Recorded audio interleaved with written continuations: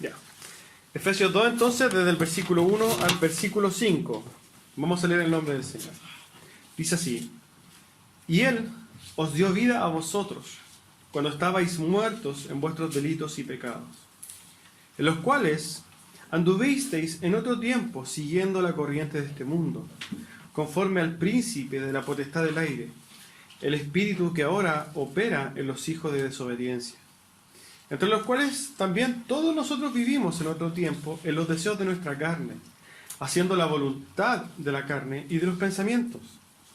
Y éramos por naturaleza hijos de ira, lo mismo que los demás. Pero Dios, que rico en misericordia, por su gran amor con que nos amó, aun estando nosotros muertos en pecado, nos dio vida juntamente con Cristo. Por gracia sois salvos. Tome asiento.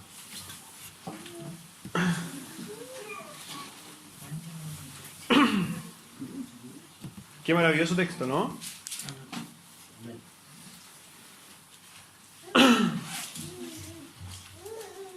Si usted se fija en su tríptico, está el título. Siempre nosotros ponemos el título del mensaje del día de hoy, o de cada domingo, ¿cierto? Y el título del mensaje de hoy día es: Él nos amó cuando aún estábamos muertos, ¿cierto? ¿Ese es? ¿Cuál es? ¿Lo tiene usted? ¿El título de...? No, el título del tríptico ese. Nos amó aún estando muertos.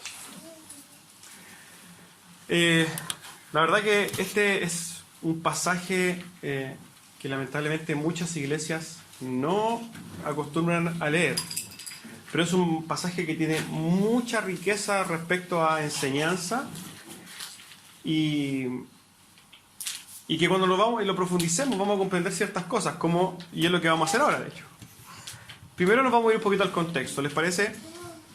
Si ustedes se fijan, ustedes recuerdan, nos demoramos 8 semanas en el capítulo 1, en tratar de escudriñar o tratar de sacar muchas cosas del capítulo 1. Quizá eran más cosas y nosotros por tiempo, por un montón de factores, no los vimos. Pero pudimos ver muchas cosas del capítulo 1, ¿cierto? Y en este capítulo 2 empieza a hablar de otra cosa.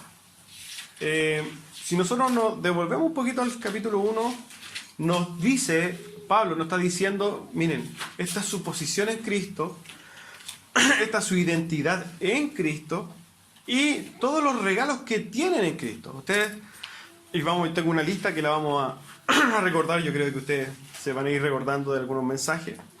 Por ejemplo, en el capítulo 1 el Señor nos dice que nos bendijo con toda bendición espiritual, ¿cierto?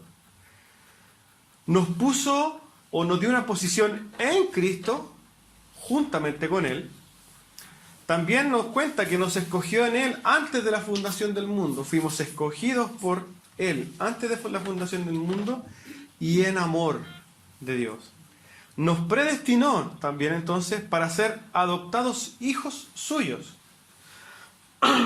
Nos hizo aceptos en el amado, ¿cierto? Tuvimos redención por su sangre y perdón de pecados. Eso también lo dice en el capítulo 1. Nos dio a conocer el misterio de su voluntad, cosa que está velada para el mundo. Nos dio una herencia. ¿Se acuerda que hablamos mucho de la herencia? También fuimos sellados con el Espíritu Santo, que es el arra de esta herencia, de nuestra salvación. Y con la supereminente grandeza de su poder, Él nos mostró que con la supereminente grandeza de su poder, Él nos asegura todas las cosas. Y, adicional, y para terminar, que es lo que hablamos la semana pasada, nos puso por cabeza a Jesucristo. ¿A quiénes? A nosotros, su iglesia. Es por eso que nosotros somos su cuerpo, ¿cierto? Entonces Pablo, cuando está diciendo, miren, todas estas cosas las tienen ustedes. Y en el capítulo 2 empieza a hablar, ahora quiero hacer una observación. En los textos que escribió Pablo no existía capítulo ni versículo, eso se pusieron muchos años después, ¿ya? Pero los que pusieron capítulos y versículos fueron más o menos viendo los textos de qué hablaban y hicieron las separaciones, ¿ya? Por eso es que nosotros vemos en el capítulo 2 que empieza a hablar de otra cosa, efectivamente. Amén. Entonces, a modo de introducción, quiero, para que podamos comprender de qué está haciendo Pablo en este segundo capítulo, tengo un ejemplo. ¿Alguien ha visto, por ejemplo, a alguien rehabilitado de la drogadicción? Rehabilitado. ¿Cierto? Una persona sana, bien vestida, con trabajo, con familia, con un futuro, con expectativas, con claridad de pensamiento, con las cosas claras, ¿cierto? Si usted ve, por ejemplo, a una persona que está rehabilitada, que pasó muchas cosas, pero nosotros no las sabemos, y lo vemos al lado de otra persona que nunca tuvo este problema de drogadicción, nosotros, si los vemos los dos, no nos damos cuenta de nada. Pensamos que son dos personas que básicamente tuvieron la misma historia, no vemos lo que él sufrió, no vemos lo que cambió, no vemos nada, vemos dos personas iguales, ¿cierto? Pero, si es que esa persona que fue rehabilitada, nosotros la conocimos cuando estaba en la calle, botada, sin ropa, pasando hambre, muy delgado, casi desnutrido, pidiendo dinero. Si nosotros vimos a esa persona anteriormente y lo vemos hoy día, ahí nosotros nos damos cuenta de que efectivamente esa persona que se rehabilitó sufrió un tremendo cambio, ¿cierto? Ahí recién nosotros nos damos cuenta de que, sí, hubo una obra, hubo algo que pasó en esa persona. Si nosotros vemos a dos personas normales no nos damos cuenta, pero si a uno lo conocimos desde antes y vemos que antes estaba prácticamente como un zombie y hoy día lo vemos como una persona normal, nosotros nos damos cuenta, algo pasó aquí, ¿cierto? Eso es lo mismo que quiere lograr Pablo con nosotros. Para poder exaltar, para poder dar a conocer nuestra condición actual, nosotros tenemos que conocer cómo estábamos antes. Y eso es lo que está haciendo Pablo. Primero nos dice, mira, ustedes son hijos de Dios, ustedes están ahí, santos, puros, sin manchas, van a irse al cielo. Y lo que quiere hacer en el capítulo 2 es, pero ojo, que ustedes hoy día se ven y efectivamente están muy santos, ¿cierto? Destinados al cielo, pero antes ustedes estaban muertos, ustedes estaban pésimamente mal. Y eso es lo que está haciendo Pablo en este segundo capítulo. Y esto es lo que vamos a tratar entonces de entender. ¿Cuál era nuestra condición antes de conocer al Señor? ¿Amén? ¿Se entiende? Entonces, resumen, para poder dar mayor entendimiento, para exaltar cierta obra en una persona ya regenerada, nosotros tenemos que ver en qué condición estaba, para que nosotros mentalmente podamos decir, sí, hay un tremendo cambio. ¿Amén? A modo de ejemplo respecto a este tema, podemos decir lo siguiente. Si nosotros vamos a Europa y vemos unas ciudades preciosas, podemos ver tremendas construcciones, una sociedad pero perfecta. Nosotros decimos, sí, Europa, toda una vida de crecimiento. Pero si usted ve fotos, ve videos de cómo quedó Europa después de la Segunda Guerra Mundial, totalmente destruida, su nivel de impresión va a aumentar al 100%, porque va a decir, mira cómo está Europa ahora, pero 70 años atrás estaba totalmente destruida. ¿Se entiende?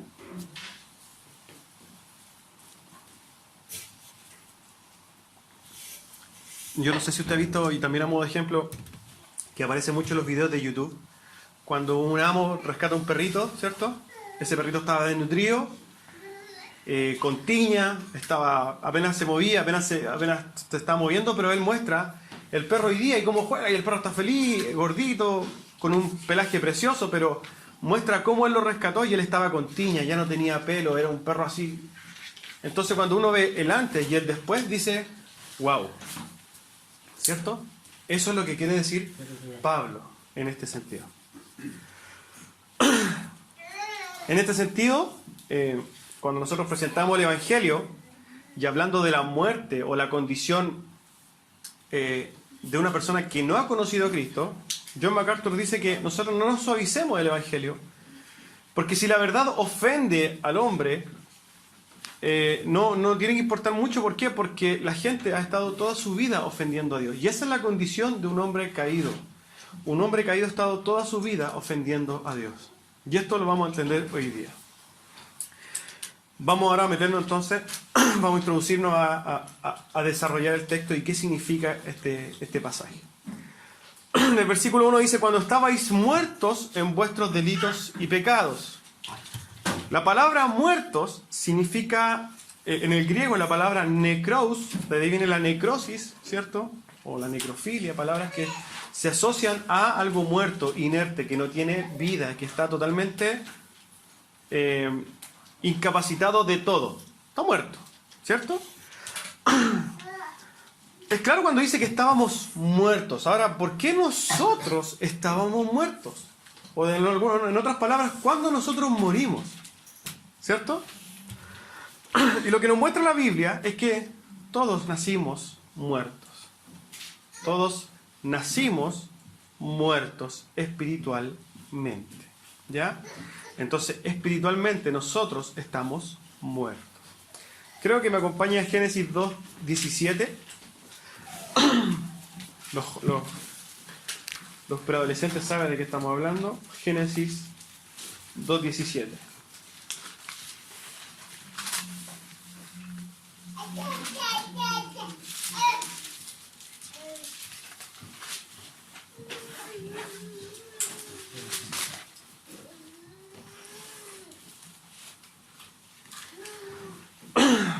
Podemos leer desde el 16, dice: y mandó Jehová Dios al hombre diciendo: de todo árbol del huerto podrás comer, mas del árbol de la ciencia del bien y del mal no comerás, porque el día que él comieres ciertamente morirás.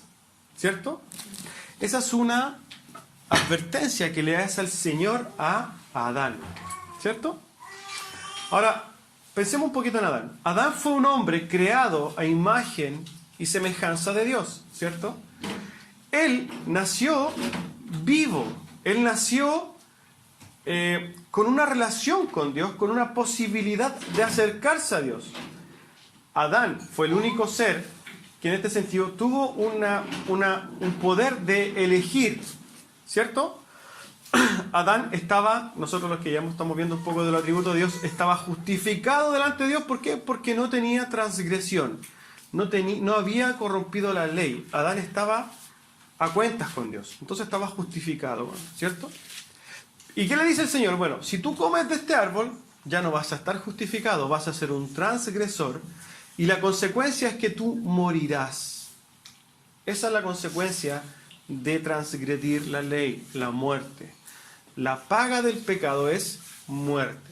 Entonces, nosotros, ¿por qué estamos separados de Dios? ¿O por qué nacimos separados de Dios? Porque derechamente todos hemos pecado. La Biblia dice: porque por cuanto todos pecaron, están todos destituidos de la gloria de Dios. ¿Cierto? Entonces, ¿qué pasó en el Edén?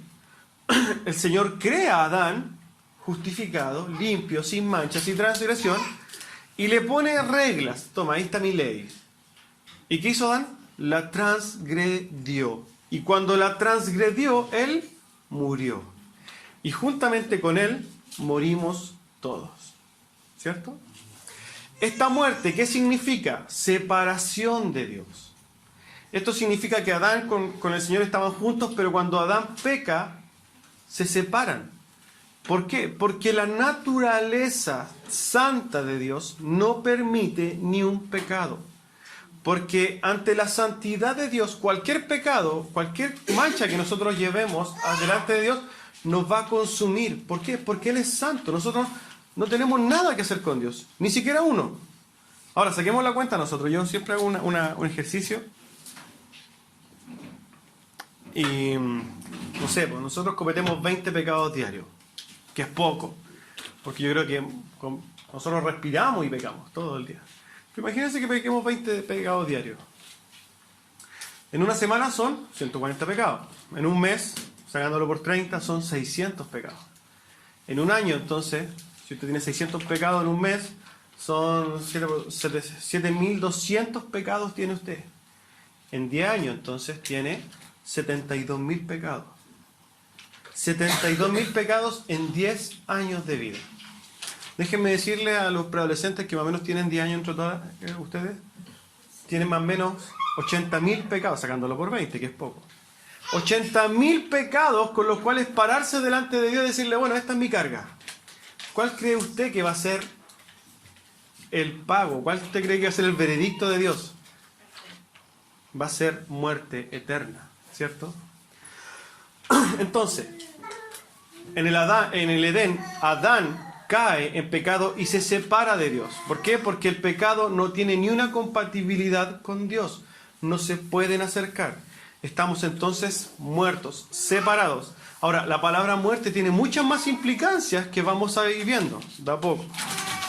Lo primero que tenemos que entender entonces es que todo el mundo está muerto. Romanos 5:12 dice, por tanto, como el pecado entró en el mundo por un hombre, y por el pecado la muerte, así la muerte pasó a todos los hombres por cuanto todos pecaron. Que levante la mano quien no ha pecado. Todos han pecado. Todos hemos pecado. Porque nuestra propia naturaleza ya es pecado delante de Dios. Amén.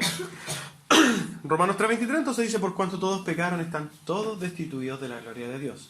Cuando entendemos que todos hemos pecado, ¿cuál será el veredicto para toda la humanidad? La humanidad está toda condenada y muerta. ¿Cierto?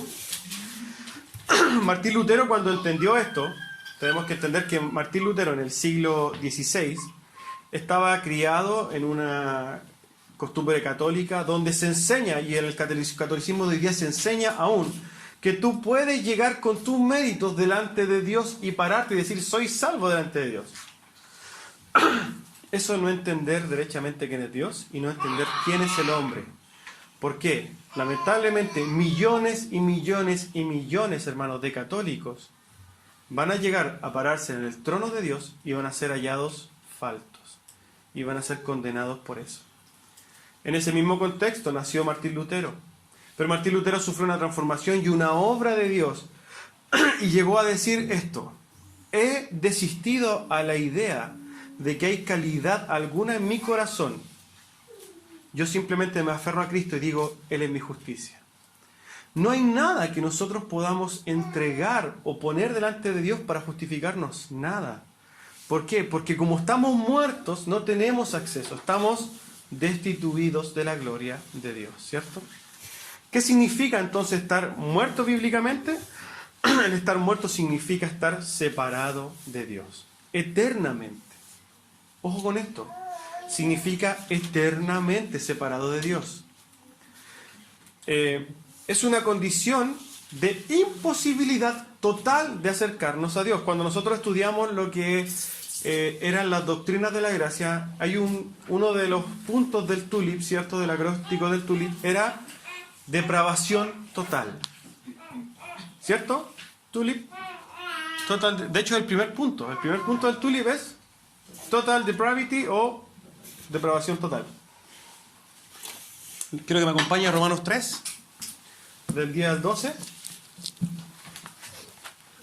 Hay un sinnúmero de pasajes que respaldan bíblicamente esta postura, pero vamos a leer solamente este, porque estamos dentro de un contexto, ¿cierto?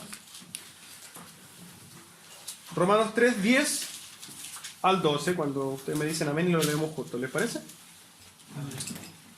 Amén. Romanos 3, 10, de hecho, dice así: como está escrito, no hay justo, ni aún uno. ¿Qué quiere decir? ¿Quién está en justicia con Dios? Ninguno. Ni siquiera uno. No hay quien busque a Dios. En todo el mundo no hay nadie que busque a Dios por su propia naturaleza, por su propia decisión, ¿cierto? Todos se desviaron, y cuando hablamos de todos, en este contexto es todos. A una se hicieron inútiles, no hay quien haga lo bueno, no hay ni siquiera uno.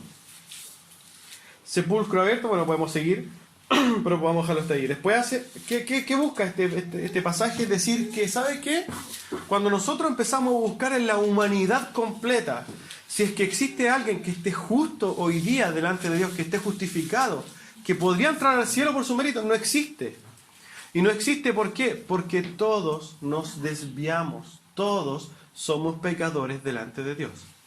En este contexto, una cosa que es una añadidura, pero por ejemplo, en ciertos círculos pentecostales hoy día, sobre todo pentecostales, se apunta mucho al homosexual, se apunta mucho al que está en una condición, porque el ladrón, se apunta mucho al drogadicto, se apunta mucho al político ladrón, ¿cierto? Y se le dice, tú te vas a ir al infierno porque eres homosexual. Tú te vas al infierno porque eres prostituta. Tú te vas al infierno porque eres drogadicto. Pero ese no es el punto de irse al infierno. El punto de por qué la gente se va a condenar es derechamente porque no tiene a Cristo. ¿Por qué? Porque el corazón de cada persona es pecaminoso y se va a manifestar en el pecado de diferentes formas. Uno va a ser drogadicto, otro va a ser prostituta, otro va a ser ladrón, otro va a ser un mentiroso, otro va a ser un orgulloso, otro va a ser un moralista. Pero están todos perdidos igual. ¿Por qué? Porque el corazón del hombre es el que está totalmente podrido. ¿Amén? Entonces, al decir que estamos muertos en delitos y pecados, nos deja claro que no podemos dejar de delinquir, no podemos dejar de atentar contra Dios. Y por más que yo diga, ¿sabes que no? Es que yo voy a agradar a Dios, usted nunca va a poder. Pablo estaba hablando del apóstol Pablo, hermano, y decía, ¿hasta cuándo voy a estar esta carne? Que yo quiero hacer algo y hago otra cosa. Pablo, el apóstol Pablo, no podía ni aún controlarse él. No estoy diciendo que Pablo era un tremendo pecador, pero Pablo tenía una percepción del pecado gigantesca. Tenía un entendimiento de lo que significaba pecado muy grande. Y esto siempre se lo trato de explicar. Cuando yo llegué a Cristo, yo pensé que pecar era, yo robé, soy pecador. Yo mentí, soy pecador. Y nada más era pecado. Conforme uno más va conociendo a Cristo, más ve sus manchas. Y yo digo, soy un orgulloso, y eso es pecado.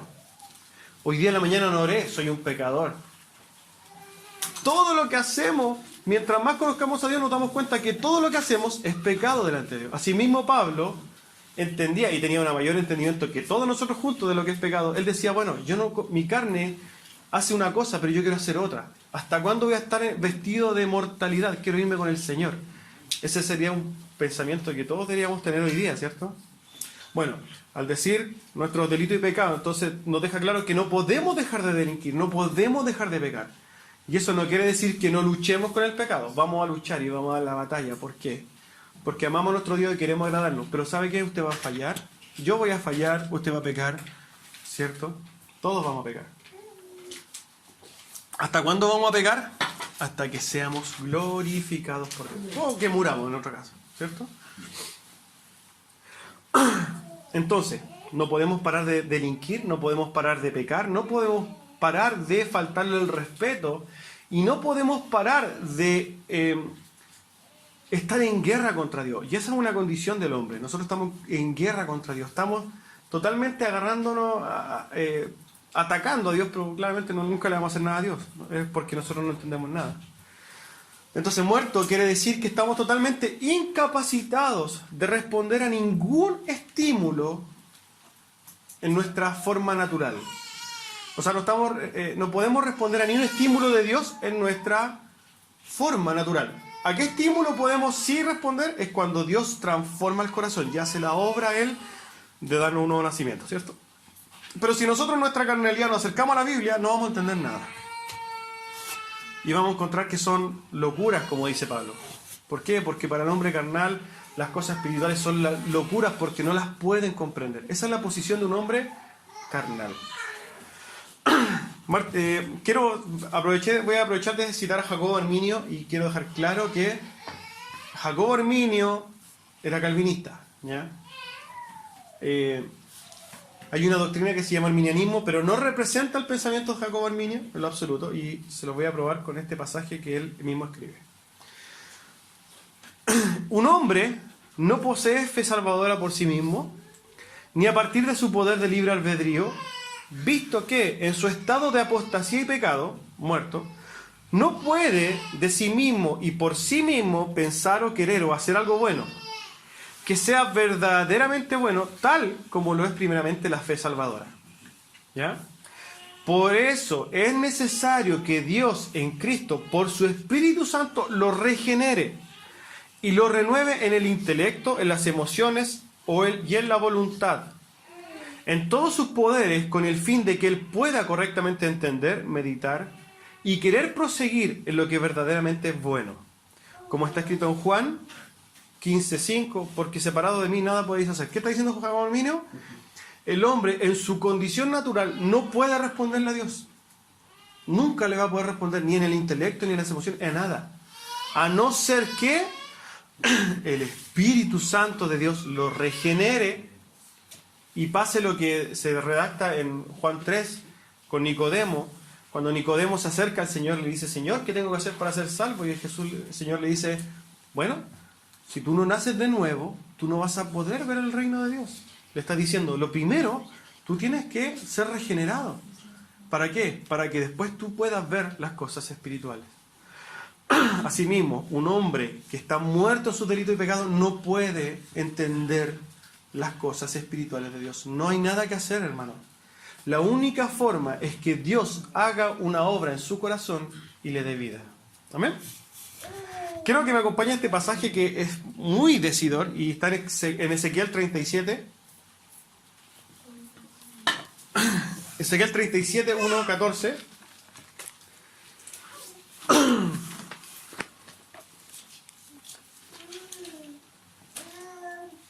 Ezequiel 37, 1, 14. Este pasaje es muy conocido y se usa súper mal muchas veces. Yo lo he escuchado predicado como unas 5 veces y cada vez con un sentido diferente. 37 del 1 al 14. Se llama el Valle de los Huesos Secos. Los que llevan harto tiempo en el cristianismo, yo creo que van a coincidir conmigo que se han leído muchas formas diferentes.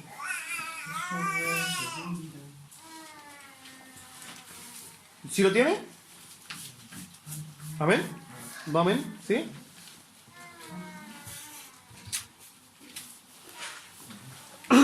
Bueno, se lo voy a leer. Dice así: la mano de Jehová vino sobre mí y me llevó en el espíritu de Jehová y me puso en medio de un valle que estaba lleno de huesos. Quiero que lo imagine, mientras lo leo usted vaya imaginándose. Vuelvo a decirlo. La mano de Jehová vino sobre mí y me llevó en el espíritu, ojo con eso, y me puso en medio de un valle que estaba lleno de huesos. Y me hizo pasar cerca de ellos por todo alrededor, y aquí eran muchísimos sobre la faz del campo, y por cierto, secos en gran manera. Estaban súper secos sus huesos. Y me dijo: hijo de hombre, ¿vivirán estos huesos? Y dije: Señor Jehová, tú lo sabes. Me dijo entonces: profetiza sobre estos huesos y diles: huesos secos, oíd palabra de Jehová. Así ha dicho Jehová el Señor a estos huesos: he aquí, yo hago entrar espíritu en vosotros y viviréis. Y pondré tendones sobre vosotros y haré subir sobre vosotros carne y os cubriré de piel y pondré en vosotros espíritu y viviréis y sabréis que yo soy Jehová. Profeticé pues como me fue mandado, y hubo un ruido mientras yo profetizaba.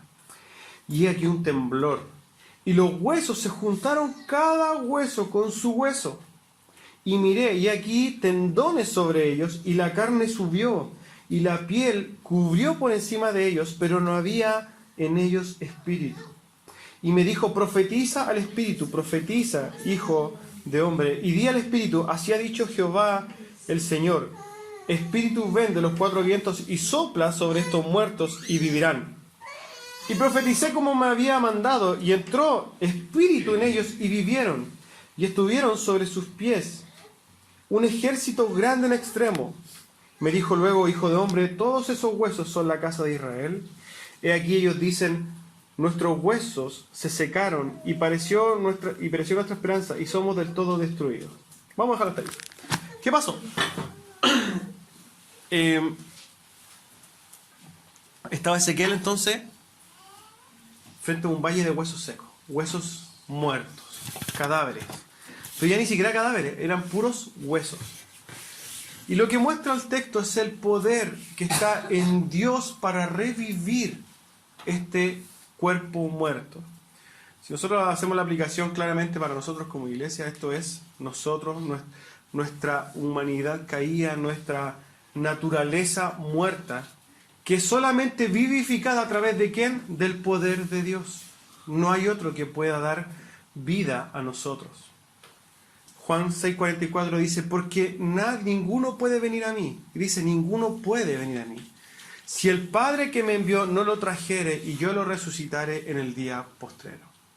La palabra griega que utiliza en yo lo trajere significa arrastrarlo. Es como decir, bueno, aquí ustedes están aquí, vamos a hacer este ejemplo solamente para que se entienda.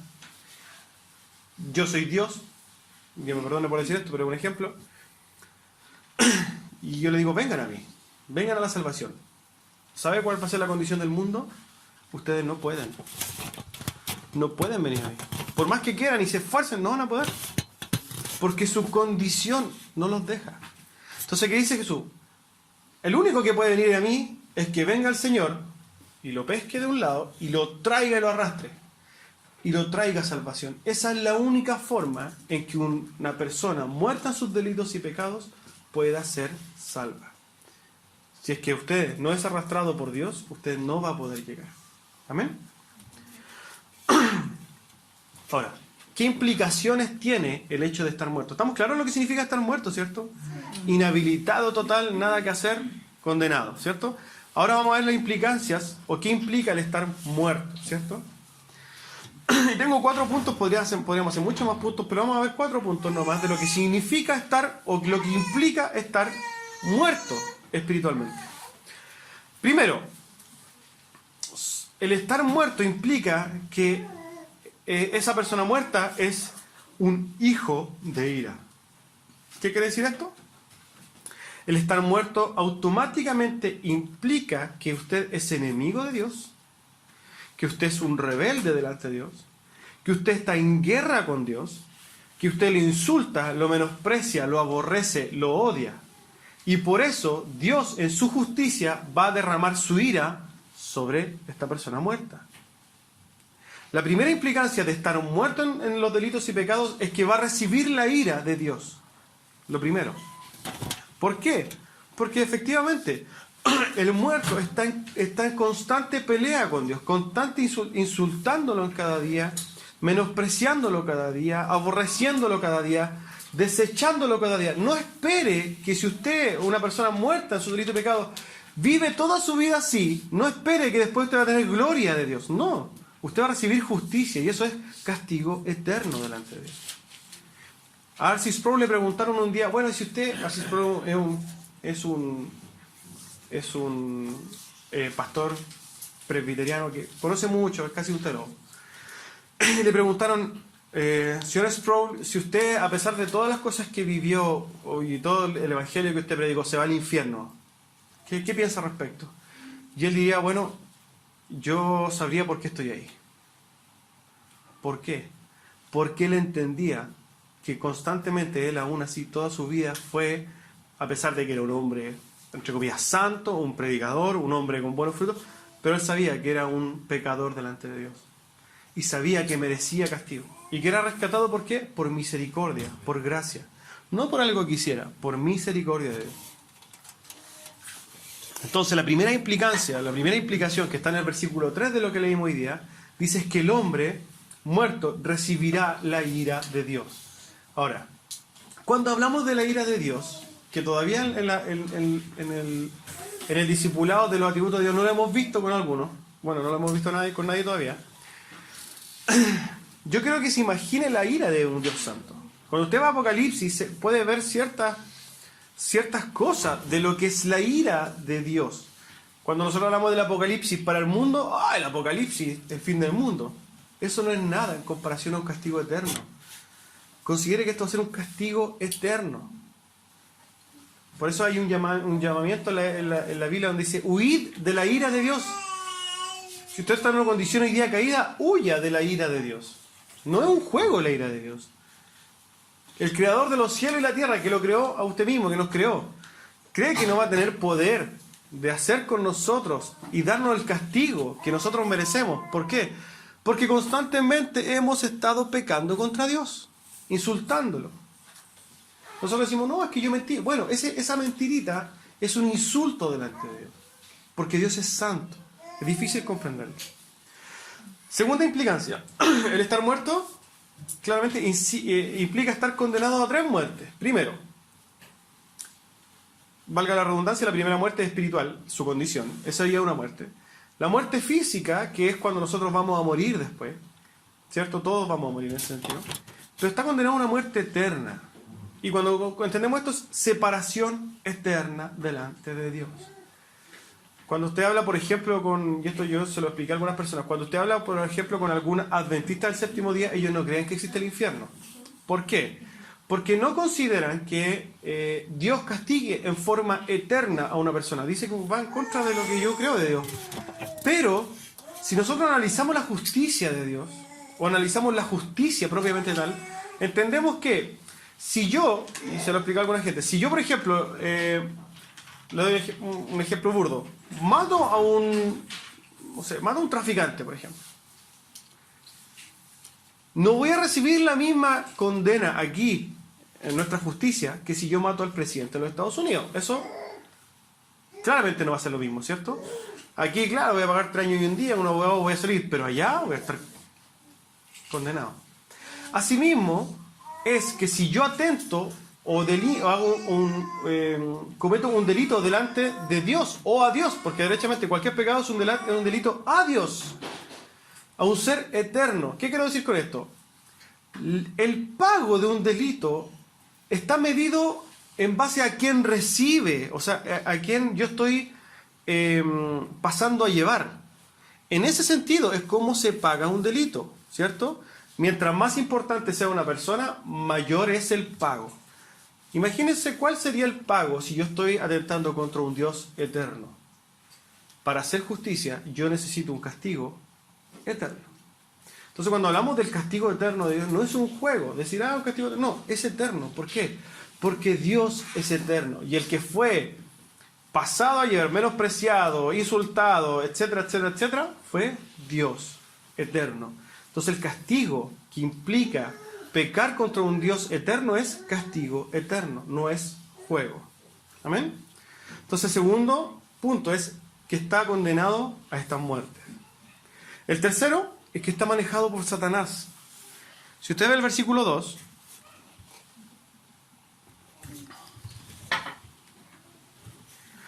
el versículo 2 de lo que leíamos, dice así: y en los cuales anduvisteis en otro tiempo, siguiendo la corriente de este mundo, conforme al príncipe de la potestad del aire. Ese espíritu es el que ahora opera en los hijos de desobediencia. Una persona que está muerta en su delito y pecado, hoy día está expuesta y es manejada derechamente por Satanás. Es como un títere de Satanás. Es una persona que piensa que hace lo que quiere, pero está haciendo lo que Satanás quiere que haga. Un ejemplo de esto es cuando yo estaba hablando con Pablito el otro día, y yo siempre lo molesto, le tiro la talla un poco y lo amonesto a veces serio, a veces no tan serio, respecto de la música que escucha. Y él escucha reggaetón, y todo el reggaetón por aquí, reggaetón por allá. Y una vez le entró el bichito a Pablo, claramente no le duró mucho, pero me preguntó, oye, ¿y quiénes son los Illuminati? ¿Quiénes son esto? Y me empezó a preguntar cosas medio raras. Si nosotros analizamos la música que escuchamos, nosotros escuchamos lo que nos imponen escuchar. ¿Cierto? Si usted pone la radio Carolina, ¡pum!, ¿qué va a escuchar todo el día? Puro reggaetón. Cambia de radio, puro reggaetón. Los medios, puro reggaetón. Los programas, reggaetón, por todos lados reggaetón. Ahora, usted sea inteligente y piense, ¿usted escucha reggaetón porque le gusta el reggaetón? ¿O porque se lo han metido como una cuchara que le están dando de comida a un bebé? Es lo que le están alimentando día y día a la fuerza. La verdad es que hoy día como sociedad nosotros somos manejados por ciertas personas que manejan este tema por aspectos espirituales, económicos, por planes, etcétera, etcétera. Pero el hecho de que nosotros escuchemos reggaetón día y noche es porque a nosotros se nos está dando de comer reggaetón todo el día. Ustedes, los niños, ¿por qué escuchan reggaetón? Pregunta al revés. Si todos los días recibiéramos, no sé, música clásica, todos los días música clásica, música clásica, música clásica. ¿Ustedes no les gustaría la música clásica? Sí. ¿Por qué? Porque estarían escuchándola todo el día. Pero como ustedes escuchan reggaetón, les gusta el reggaetón. ¿Se entiende? Ahora, nosotros respondemos de una manera que somos totalmente manejables, somos maleables. Nosotros, la verdad que somos pequeños títeres. Y así nos muestra la Biblia cuando nosotros estamos muertos en delitos y pecados manejados. ¿Por qué? Por Satanás, porque entendemos que Satanás es el rey de este mundo. Ya esto es otro mensaje, y ni siquiera es para mensaje, es para estudio, digamos, de cómo Satanás maneja todo lo que nosotros escuchamos, comemos, etcétera, etcétera. Pero nosotros estamos totalmente expuestos al mundo cuando nosotros no estamos firmes en Cristo. De hecho, cuando no somos salvos, estamos muertos en nuestro delito de pecado y estamos manejados por Satanás. Por ejemplo, este pensamiento autocomplaciente, hedonista, este pensamiento que te dice, bueno, satisfácete a ti mismo, satisface tu ego, satisface tu egoísmo, satisfácete todo, tú importas. ¿De dónde creen que viene este pensamiento? Este pensamiento viene directamente de Satanás. Cuando Eva estaba en el huerto, ¿cierto? Y se encuentra con Eva y le dice, así que Jehová dijo, así que eso dijo el Señor. La primera artimaña de Satanás es decir, lo que dice el Señor, no importa. Lo que dice, lo que crees tú es lo que importa.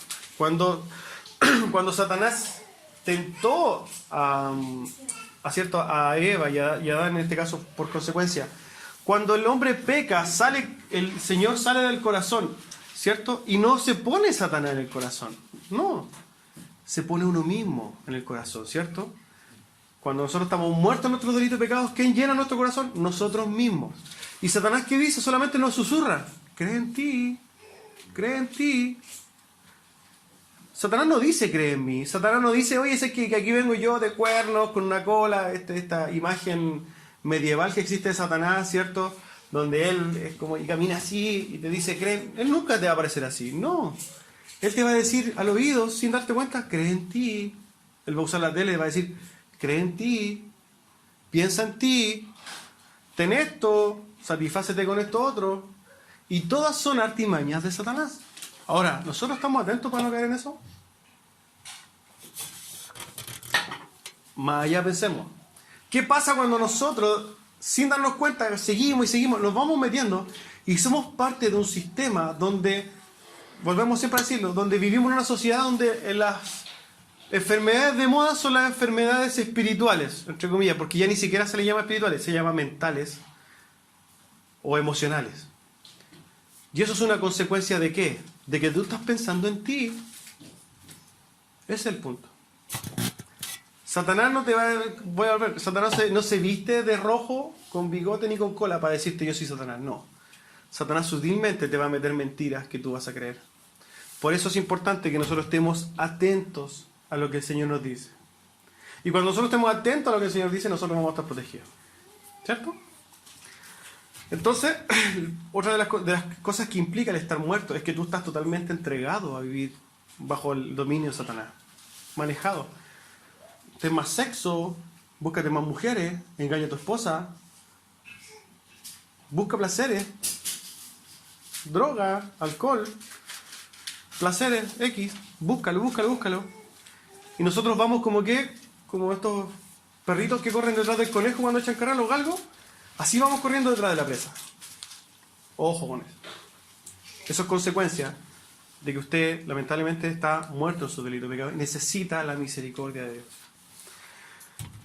Cuarto punto, esclavo de nuestros deseos carnales y nuestros pensamientos. En el versículo 3 también está. Adicionalmente a que ya estamos manejados por Satanás porque sabe que lo que nos gusta, nosotros somos presos y esclavos de nuestros deseos carnales. Por ejemplo, cuando nosotros estamos hablando de que somos presos de nuestros deseos carnales y de nuestros pensamientos, ¿somos presos en qué sentido? Somos esclavos. ¿Por qué? Porque su deseo carnal lo maneja. Uno de los ejemplos más claros, por ejemplo, es el tema de la droga y la homosexualidad, el alcoholismo. Esos son llevados al extremo. Pero ¿de qué estamos hablando? De que la carne te dice, hazlo, hazlo, y tú no te puedes controlar. ¿Por qué? Porque eres esclavo. Jesús dijo, de cierto os digo, que aquel que hace pecado es esclavo de ese pecado. Aquí lo llamo un ejemplo como un pecado, pensémoslo así, que se puede ver. La drogadicción, el alcoholismo, se puede ver.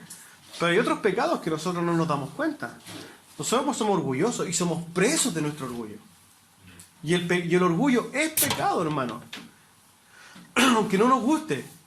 El hecho de cuando yo pongo un pensamiento, cualquier pensamiento por sobre la Biblia o la autoridad de Dios, ya es orgullo y ya es pecado. Ahí caen muchas cosas. Y ahí vamos a darnos cuenta que nosotros pecamos más de una vez. Y que gran misericordia es la de Dios. Preciosa gracia que nos libra de eso. Amén.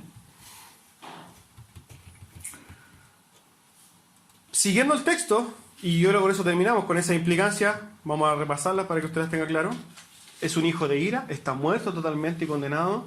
Usted está manejado por Satanás y es manejado por sus deseos carnales.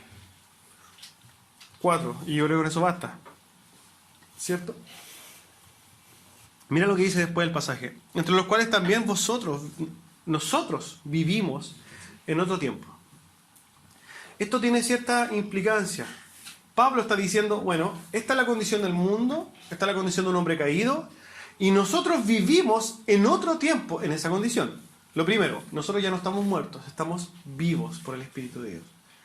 Nosotros podemos resistirnos al pecado, nosotros podemos vivir, si buscamos la palabra de Dios, guiados por el Espíritu Santo de Dios, libres de la ira, podemos vivir y tener vida eterna, ya no estamos condenados. Estamos totalmente separados de una condición de muerte. Pero adicionalmente también esto implica que nosotros ya no vivimos en pos de este mundo. Un hijo de Dios, por ejemplo, no tiene que andar escuchando reggaetón todo el día. No, separado. Eso implica una separación. ¿Por qué? Porque entendemos que esto no es algo que me edifique, no es algo que Dios o que Dios quiera para mí. No edifica en nada mi relación con Dios. Por ende, es totalmente desechable y anti Dios.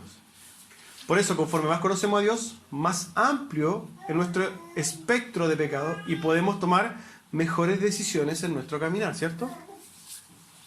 Antes vivíamos entonces en una situación, en una condición muerte, pero hoy día estamos viviendo en el Espíritu. Y quiero que me acompañe a leer Romanos 8, y lo vamos a leer todo para que ustedes no se preocupen, no voy a exhortar Romanos 8 porque Romanos 8 se exhorta a sí mismo.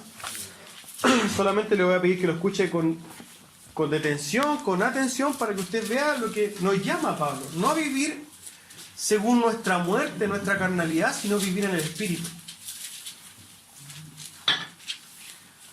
Y antes que lo lean conmigo, quiero que lo escuche, por favor, y imagínenselo. Yo se lo leo, no se preocupe. Usted escúchelo y medítelo mientras lo escucha. Mira lo que dice Pablo. Ahora pues, ninguna condenación hay para los que están en Cristo Jesús. Lo primero, no hay condenación para nosotros, hijos de Dios. No hay condenación. Los que no andan conforme a la carne, sino al Espíritu. No estoy sometido a lo que mi carne quiere, sino a lo que el Espíritu me guía. Porque la ley del Espíritu de vida en Cristo Jesús me ha librado de la ley del pecado y de la muerte. Cristo me libró de mi muerte, en otras palabras.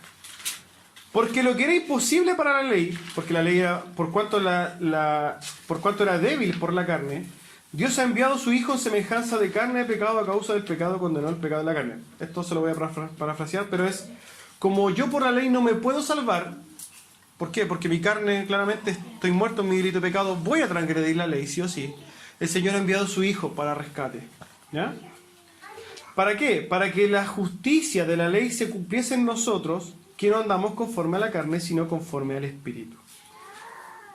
Porque los que son de la carne piensan en las cosas de la carne, pero los que son del Espíritu en las cosas del Espíritu.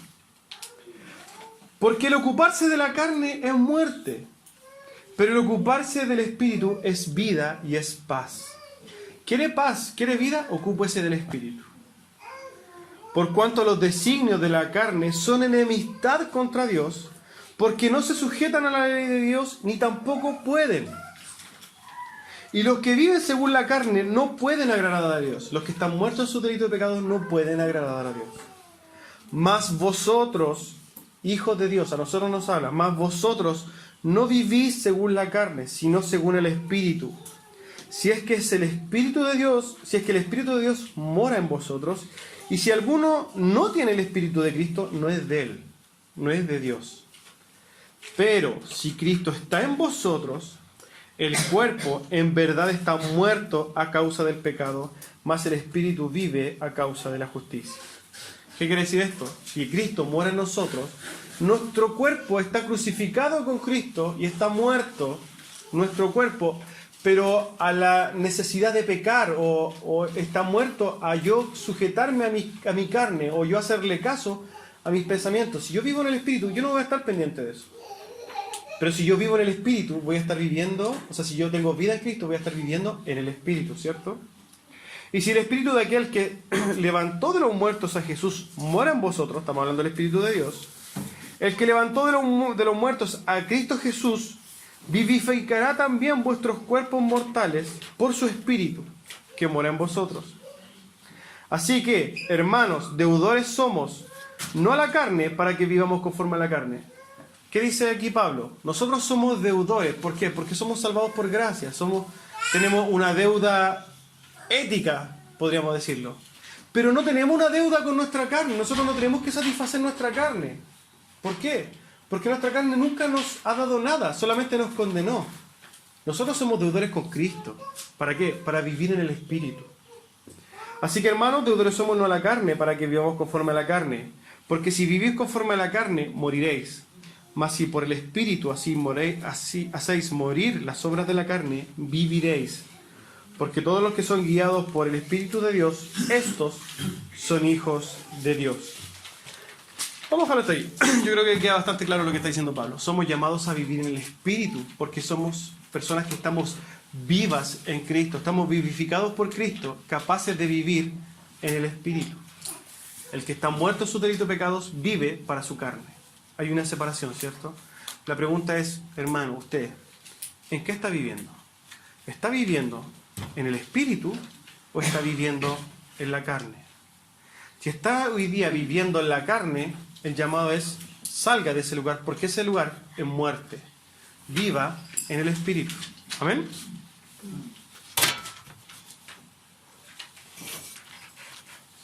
C.S. Lewis dice lo siguiente: Dios no nos ama porque seamos buenos. Él nos hace bueno porque nos ama. Vuelvo a decirlo. Dios no nos ama porque seamos buenos. ¿Por qué? Porque no existe nadie bueno. Somos todos malos. Pero Él nos hace buenos porque nos ama. Él decidió amarnos cuando nosotros estamos muertos en el delito de pecado. Y ahora nosotros tenemos una calidad donde nosotros podemos ser buenos. O podemos tener cosas buenas por lo menos. Y en los méritos de Cristo somos buenos. ¿Cierto? Y sigue el texto de lo que está hablando en los primeros pasajes. Dice, pero Dios, que es rico en misericordia.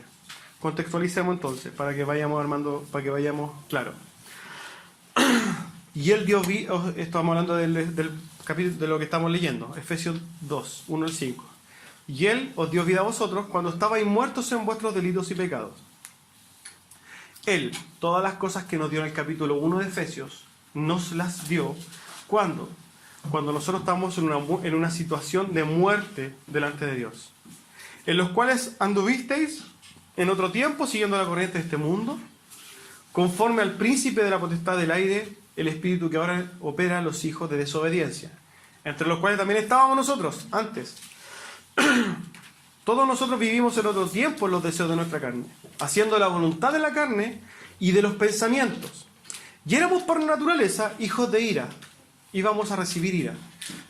Lo mismo que los demás. Esto es lo que hemos leído. ¿Cierto? Nosotros entonces recibimos todo lo que en el capítulo 1 se desarrolla cuando estábamos muertos. Y ahora dice lo siguiente en el versículo 4. Pero Dios, que es rico en misericordia, por su gran amor con que nos amó. Entendamos esto. Nosotros, lo que está diciendo Pablo, nosotros estábamos muertos y íbamos en un camino derechamente a la condenación, ¿cierto? Y la palabra pero es un stop, ¿cierto? Y que nos da la oportunidad de decir, pero hay argumentos para que nosotros cambiemos el camino. Y eso es lo que dice. Nosotros íbamos a condenación, muertos en nuestros delitos y pecados, y merecíamos castigo eterno, etcétera, etcétera. Pero Dios nos pone un pare. Dice que es rico en misericordia, por su gran amor, nos da otra opción. Nos dice, no es necesario que vayan para allá. ¿Por qué? Porque Dios, como nos ama, como tiene misericordia, y tiene un gran amor con nosotros, nos da otro camino. ¿Se entiende?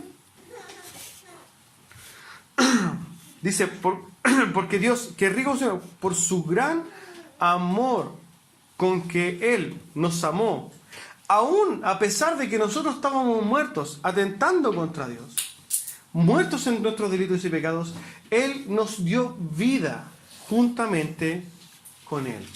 A pesar de nuestra transgresión, entonces, a pesar de que nosotros estábamos condenados, Él dijo, stop, yo soy rico en misericordia y los amo con gran amor, por eso yo les voy a dar vida juntamente con Cristo. Y esta salvación es por gracia, por regalo que usted no se merece, porque usted no se merece ser salvo. Pero Dios, que es rico en amor y en misericordia, dice, yo les voy a dar salvación por gracia. Entonces, en este caso, aunque estábamos condenados, y aunque es muy importante, aunque estábamos condenados, aunque somos pecadores, aunque somos malos por naturaleza, aunque nuestro corazón maquine maldad, y piense, yo se lo voy a volver a leer, pero piense en usted mismo, yo quiero que usted esto lo medite, y piense usted con cuánto de estas cosas se identifica, autoanalícese. Aunque estábamos condenados, aunque somos pecadores, aunque somos malos por naturaleza, aunque nuestro corazón maquina maldad, aunque hemos estado en guerra contra Dios, aunque no le hemos dado la gloria que Dios merece, aunque cuando vino le colgamos en una cruz, aunque lo hemos escupido, lo hemos golpeado, aunque nunca pensemos en Él, aunque merecemos estar en el infierno, aunque lo menospreciemos, aunque menospreciemos también el derramamiento de su sangre, aunque merecemos todo el castigo por nuestras ofensas de Dios que hemos tenido contra Dios, a pesar de todas esas cosas, Dios puso un pero. Y ese pero es porque Él es rico en misericordia. Y Él porque nos amó. Dice que a pesar de todas estas cosas, y aunque nosotros tenemos todas estas transgresiones, Dios nos dio vida juntamente con Él. Por gracia somos salvos. La gracia de Dios es una cosa pero inentendible, maravillosa. Nosotros cantábamos sublime gracia, porque es sublime la gracia de Dios. Es inexplicable la gracia de Dios. Es inmerecida la gracia de Dios. La salvación no la merecemos, pero es un regalo precioso. Nosotros somos llamados a exaltar la gracia de Dios, el amor de Dios, porque es parte de sus atributos. Fíjate lo que dice en Apocalipsis 21:4. Él enjugará toda lágrima de los ojos de ellos. Y ya no habrá muerte, ni habrá llanto, ni clamor, ni dolor, porque las primeras cosas pasaron. Todo lo que nosotros podamos vivir aquí, hermano, Dios, que es rico en misericordia, las va a lavar. Y cuando estemos allá no habrá lágrimas, no habrá dolores, no habrá muerte, no habrá llanto ni dolor. Ahí tendremos plenitud total de gozo en Cristo. ¿Por qué? Porque esta vida ya habrá pasado. Entonces somos salvos por gracia, por regalo, sin merecer nada bueno. Somos gracias solamente por misericordia de Dios. Ahora mi pregunta es, ¿cómo nosotros como hijos de Dios no vamos a adorar a Dios por esta obra preciosa en nosotros? ¿Cómo en nosotros, en un hijo de Dios, no va a nacer esto de tener un corazón que glorifique a Dios, una actitud que alabe a Dios, una forma de caminar agradecida delante de Dios? ¿Cómo nosotros no vamos a comprender la obra de Dios para que nosotros le demos la gloria que Él merece? ¿Cómo se nos ocurre siquiera cuestionar algo de lo que Dios nos pide? Nosotros somos mandados a hacer para cuestionar. ¿Será la voluntad de Dios? Es que deja a esa persona. Es que será la voluntad de Dios. Si la Biblia lo dice, es porque no es. ¿Cierto? Somos tan ignorantes, entonces, de la obra de Dios para que no vivamos conforme a esta tremenda verdad. Y eso es un problema en la iglesia, que no conoce la obra del Evangelio de Dios. Por eso no está dispuesta a nada por la obra de Dios. Nosotros somos llamados, y mi función particular es mostrarle la obra de Dios a usted. ¿Para qué? Para que usted viva con una mente entendida de lo que significa la obra de Dios. Y para que usted viva un caminar entendido en la obra de Dios.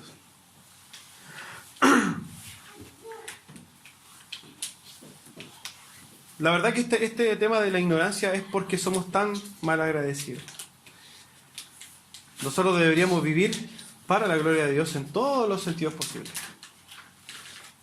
Ser cristiano significa perdonar lo inexcusable en otros, porque Dios perdonó lo inexcusable en ti, habla C.S. Lewis. Una de las cosas, por ejemplo, que nosotros tenemos que hacer es perdonar. ¿Por qué? Porque si usted se fija, nosotros hemos constantemente batallado contra Dios, faltado al respeto de Dios, lo hemos menospreciado, etc.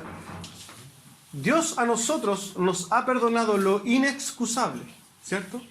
Asimismo, nosotros deberíamos perdonar a los demás cualquier cosa.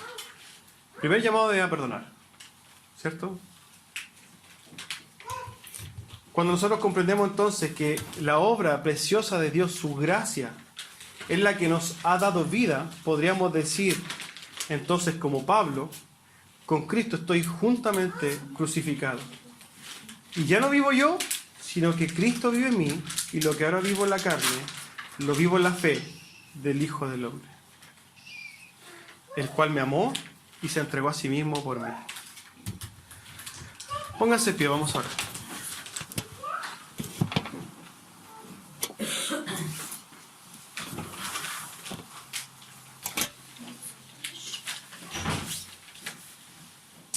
Amado Dios del cielo, queremos, Señor, agradecer, Señor, su palabra, agradecer, Señor, esta preciosa obra, amado Dios, que usted ha hecho para con nosotros. Que aún, Señor, siendo pecadores, que siendo aún, Señor, personas que toda nuestra vida, Señor, le hemos faltado el respeto, hemos delinquido contra usted, que hemos, Señor, hecho guerra contra usted y su voluntad, que hemos menospreciado, Señor, todas las cosas que usted nos ha dado. Aún así, Señor, siendo nosotros merecedores de castigo, Señor, usted ha manifestado su gracia, Señor, con nosotros.